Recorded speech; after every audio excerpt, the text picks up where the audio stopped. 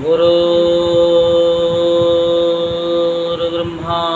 गुरुर्विष्णु गुरुर्देवो महेश्वरः गुरुर्साक्षात् परब्रह्म तस्मै श्री गुरुवे नमः। ॐ गजाननं भूतगणाधिसेवितं कपितजम्बुफलचारुभक्षणम् उमासुतं शोकविनाशकारिकं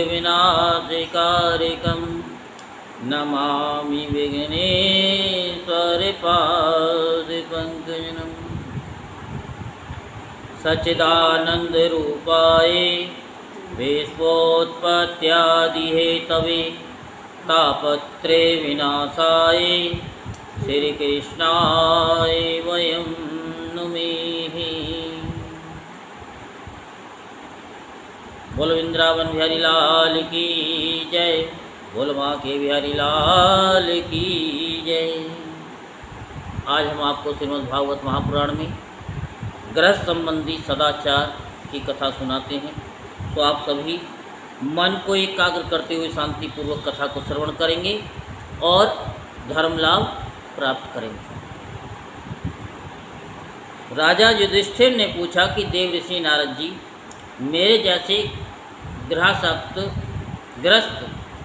बिना विशेष परिश्रम के इस पद को किस साधन से प्राप्त कर सकता है?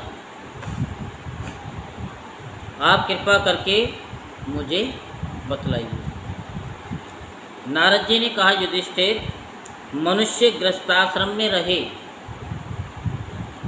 और गृहस्थ धर्म के अनुसार सब काम करे, परंतु उन्हें भगवान के प्रति समर्पित कर दे।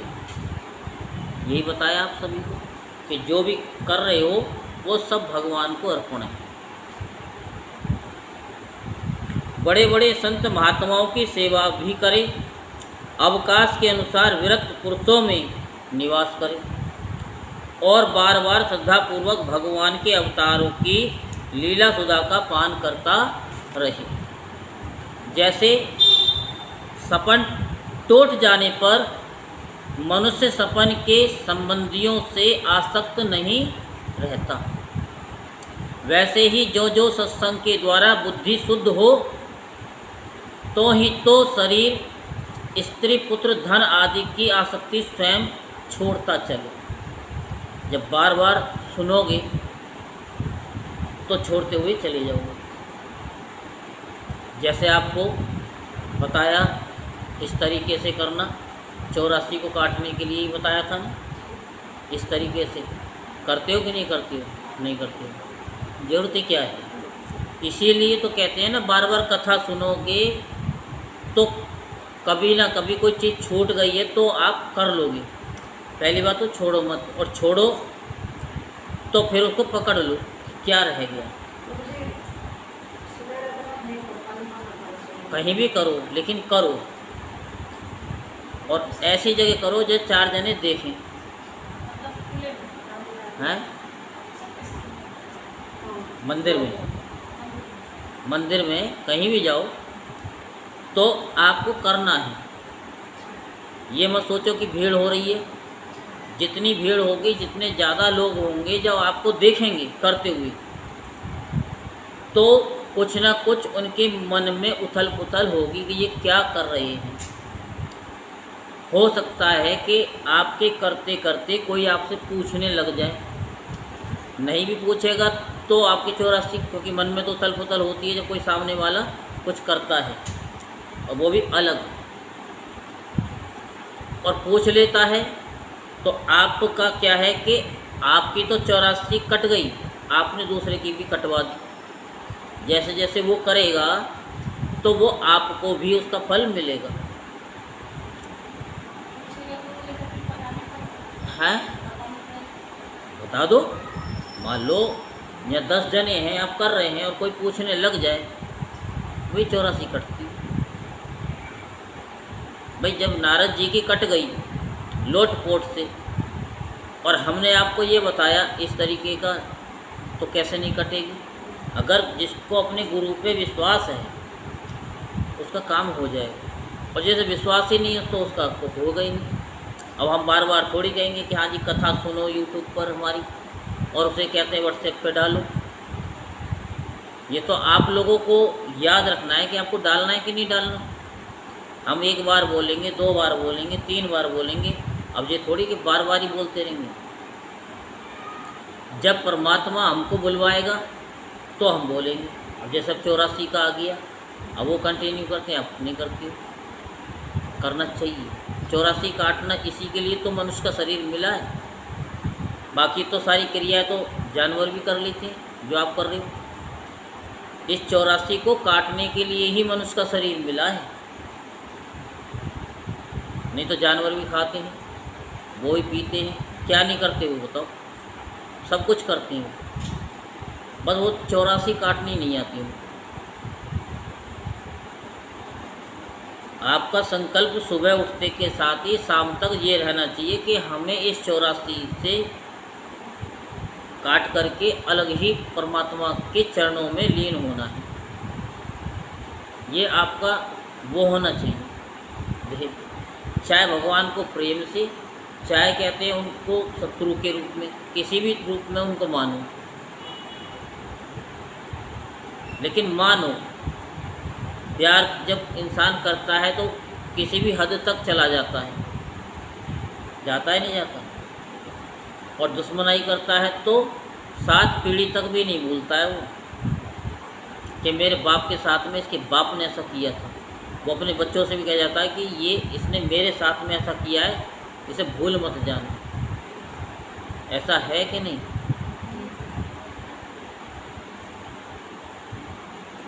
क्योंकि एक ना एक दिन ये छूटने वाला है। क्या? शरीर।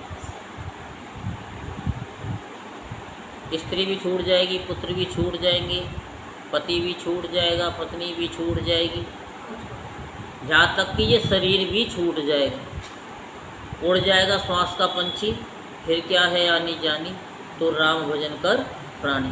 गा तो सब लेते हैं, लेकिन उस पर चल नहीं कोई पाता है।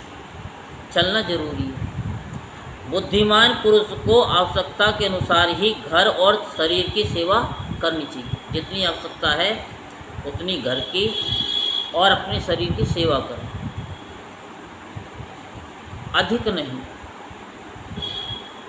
कि अधिक हम लिपस्टिक लगाएं, हम अधिक ही पाउडर लगाएं, ये कुछ नहीं है। कल हमने संकल्प लिया कि हमें उन क्रीम और लिपस्टिक और पाउडर से अलग कोई क्रिया ऐसी बताएंगे कि खुद लोग 4 बोलेंगे कि आप कौन सा यूज करते हो। क्या? साबुन, क्रीम, जिससे कि आपके चेहरे पे इतना तेज आ रहा है। बस ये है कि हम जो बताते जाएं वो करते ही रहना है। जब करोगे तभी कुछ मिलेगा, नहीं करोगे तो कुछ नहीं मिलेगा।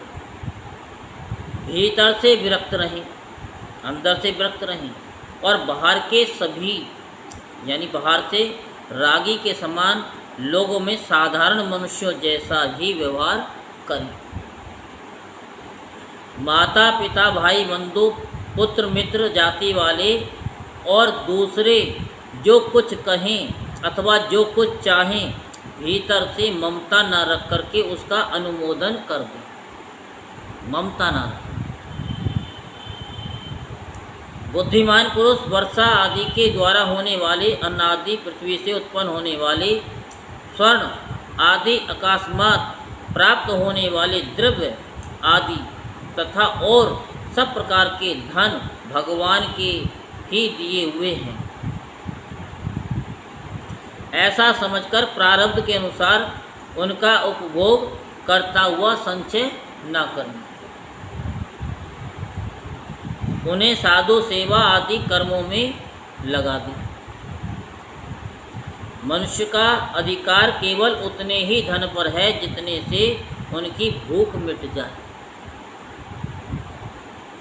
इससे अधिक संपत्ति को जो अपनी मानता है वह चोर है। मैं नहीं कह रहा हूँ, भागवत में लिखा है। उसे दंड मिलना चाहिए। वो दंड कैसे मिलता है? इकट्ठा कर लेगा और उसको खर्च नहीं कर सकता वो, अपने चाहते हुए भी उस पैसे को खर्च नहीं कर सकता, क्योंकि उस पर सांप कुंडली मार के बैठ जाता है। और बाहर के नहीं, वो घर वाले होते हैं, जैसे बेटा है, बहू है, पोते हैं, पोती हैं, ऐसे बैठ जाएंगे, करनी नहीं देंगे। ऐसा है नहीं। तो ये भागवत ये कहती है कि उतना ही संचय करो जितने की आपको आवश्यकता है। हिरन, ऊंट, गधा, बंदर, चूहा, सरीसृप यानी रेंगकर चलने वाले प्राणी, पक्षी और मक्खी आदि को अपने पुत्र के समान ही समझें। उनमें और पुत्रों में अंतर ही कितना है? संभाव हमने बताया ना, संभाव। तो ऐसे ही माने। अभी तक तो हमने ये बताया कि सब में भगवान। आपके बच्चे आपके साथ नहीं दे सकते, लेकिन ये जानवर आपका साथ दे देंगे, बाहर वाले आपका साथ दे देंगे। इसलिए ममता किसी में ना रखें, ना घर वाले में, ना बाहर वाले में। गृहस्थ मनुष्यों को भी धर्म, अर्थ और काम के लिए बहुत कष्ट नहीं उठाने चाहिए, बल्कि देश काल और प्रारब्ध के अनुसार जो कुछ मिल जाए उसी से संतोष रखना चाहिए। जितना भी मिल जाए, सिर्फ मन में ये भाव रहे कि भगवान तुमने जो मेरे को दिया है ना, ये मेरी योग्यता से कहीं अधिक दिया है। आपका शुक्रिया है, आपका धन्यवाद है। खाना जब खाने बैठो तो भगवान को याद करो कि भगवान आपने हमको खाना दिया है, इसका बहुत बहुत धन्यवाद है। हम तो इसके लायक भी नहीं। अपनी समस्त भोग सामग्रियों को कुत्ते, पतित और चांडाल प्रयत्न सब प्राणियों को यथायोग बांट करके ही अपने काम में लाना चाहिए। और तो क्या, अपनी स्त्री को भी, जिसे मनुष्य समझता है कि ये मेरी है, अतिथि आदि की निर्दोष सेवा में नियुक्त रखे। लोग स्त्री के लिए अपने प्राण तक दे डालते हैं, यहाँ तक कि अपने माँ बाप और गुरु को भी मार डालते हैं स्त्री के लिए। उस स्त्री पर से जिसने अपनी ममता हटा ली, उसने स्वयं नित्य विजयी भगवान पर भी विजय प्राप्त कर ली। वह शरीर अंत में कीड़े, विष्ठा या राख की ढेरी होकर रहेगा। कहाँ तो ये तुच्छ शरीर और इसके लिए जिसमें आसक्ति होती है वह स्त्री, और कहाँ अपनी महिमा से आकाश को भी ढक रखने वाला अनंत आत्मा। ये कई बार आपको बता चुकी है। जब धुनकारी कथा आई थी तब भी आपको बताया, बीच बीच में भी इस शरीर के ऊपर ही बता रहे हैं। गृहस्थ को चाहिए कि प्रारब्ध से प्राप्त और पंच यज्ञ आदि से बचे हुए अन्न से ही अपना जीवन निर्वाह करे। जो बुद्धिमान पुरुष इसके सिवा और किसी वस्तु में स्वत्व नहीं रखते, उन्हें संतों का पद प्राप्त होता है।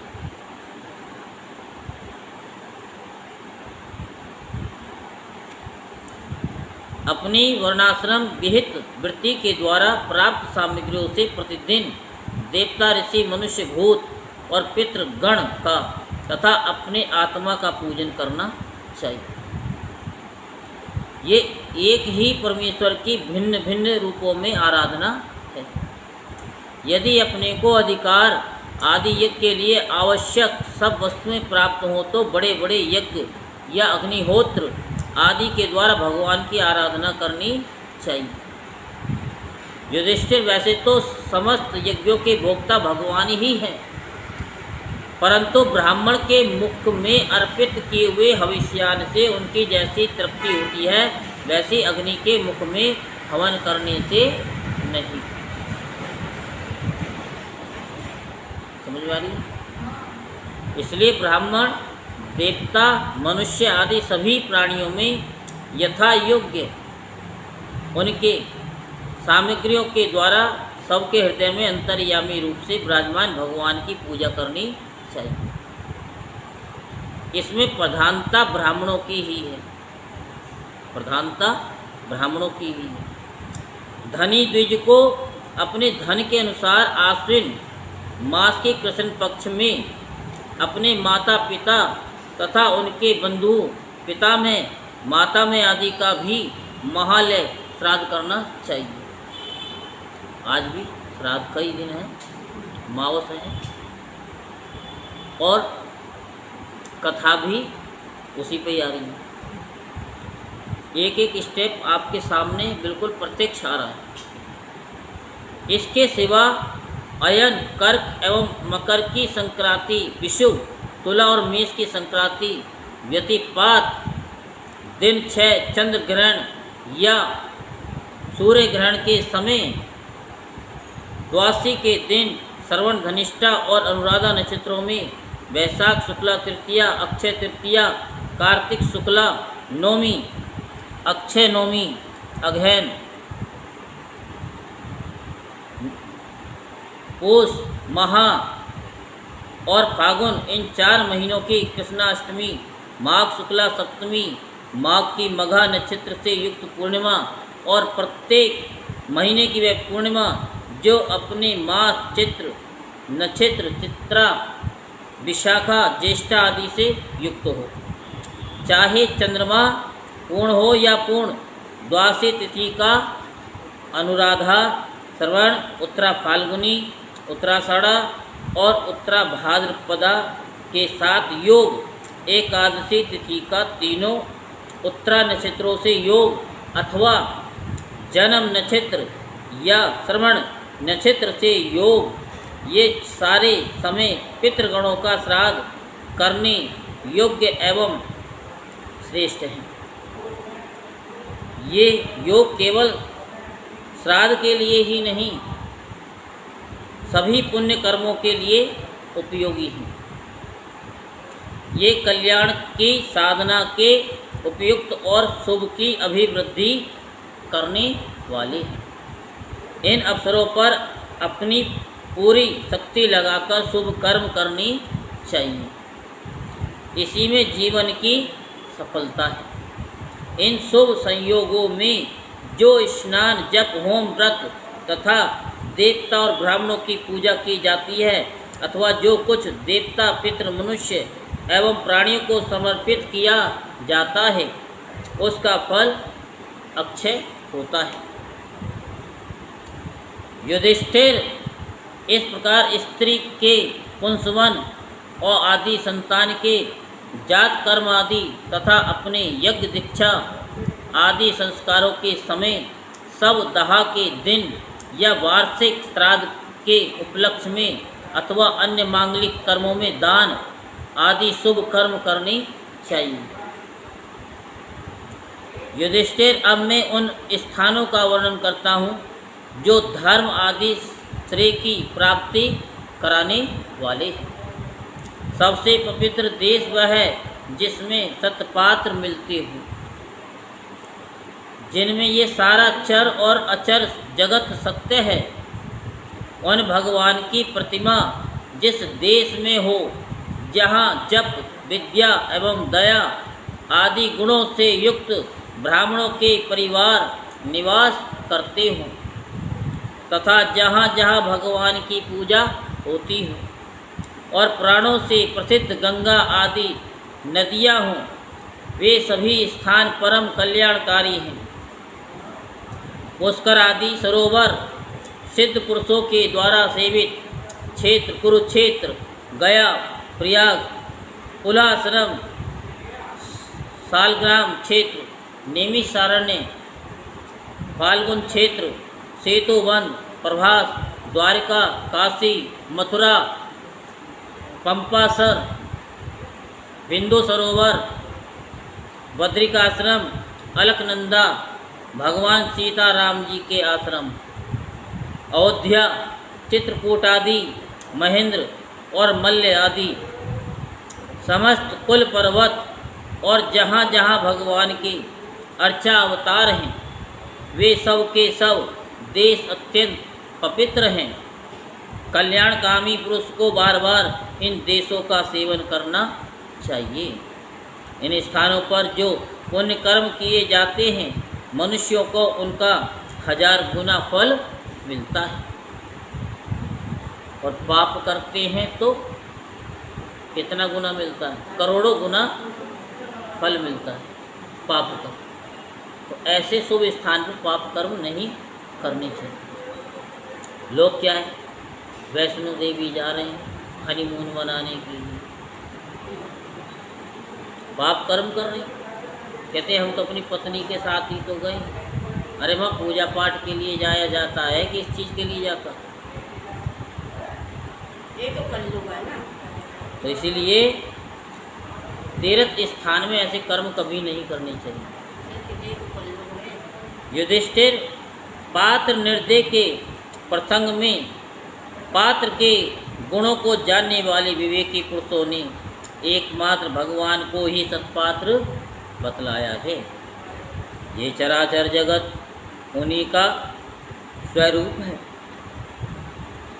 अभी तुम्हारे इसी यज्ञ की बात है कि देवता, ऋषि, सिद्ध और सनकादि को के रहने पर भी अग्र पूजा के लिए भगवान श्री कृष्ण को ही पात्र समझा गया। असंख्य जीवों से भरपूर इस ब्रह्मांड रूप महावृक्ष के एकमात्र मूल भगवान श्री कृष्ण ही हैं। इसीलिए उनकी पूजा से समस्त जीवों की आत्मा तृप्त हो जाती है। उन्होंने मनुष्य, पशु, पक्षी, ऋषि और देवता आदि के शरीर रूप पुरों की रचना की है तथा वे ही इन पुरों में जीवन रूप से यानी जीव रूप से शयन भी करते हैं। इसी से उनका एक नाम पुरुष भी है।